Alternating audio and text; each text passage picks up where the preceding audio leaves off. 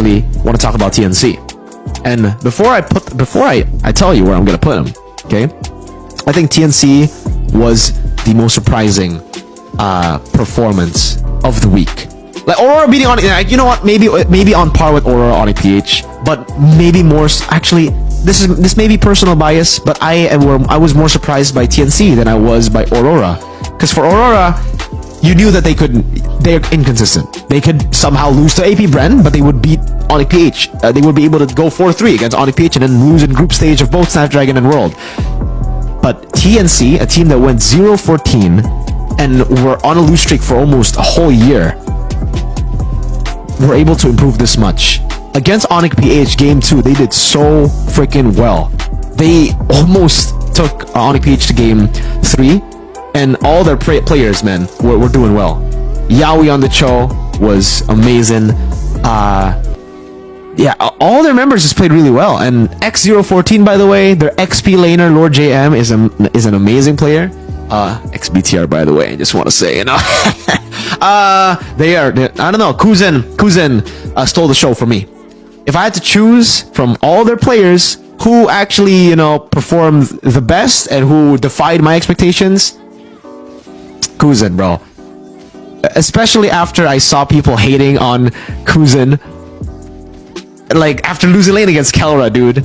I'm gonna put them at A. I think, yes, there are a lot of things to fix. This is not a perfect team by any means. This is definitely not a team that could win MPL right now, but they got the potential to. If they continue to improve and if they continue to develop their players here, maybe like, yes, I think mid lane has been a bit shaky for me. I think the mid lane, he's been making a lot of crazy risky plays. He's been punished for a lot of these plays. It hasn't really worked out for him. It kind of feels like a Rins moment, you know? Do you guys... It feels like a Rins. In Indo, we have Rins. He does the same thing. He flickers forward. He does a lot of these risky plays.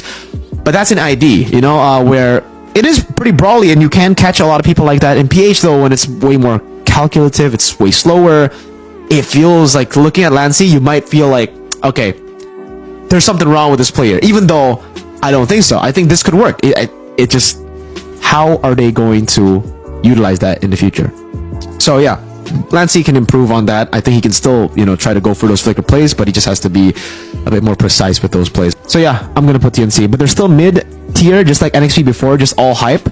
I thought they were all hype too. I was one of the dudes who were saying, you know, this ain't no all-star lineup. This looks like it's an I lineup. It ain't no all-star lineup. I was heavily criticizing TNC too. I was like, all right, this is all the hype again because Dogi is in the lineup, you know? Everybody sees Dogi, everybody sees Yaoi, everybody sees these star players, and they're like, well, some star players like Yaoi. The only star player in this team is probably Yaoi. It's just Yaoi, right? So I remember seeing this lineup and I was like, dude, this is are people not overhyping this lineup just because, you know, Dogi's in and, you know, he's got crazy fans and everybody's just saying now he's gonna be goated. But then after seeing them play, I'll be honest with you, I might have joined the hype train now. They're really good. Yaoi and Benny, but Benny wasn't in. Benny wasn't in yet, okay? And especially considering they got Lord JM, XBTR, by the way. They're the best team in the world. They're gonna win M7, baby. This is my second favorite team of all time now. I'm joking.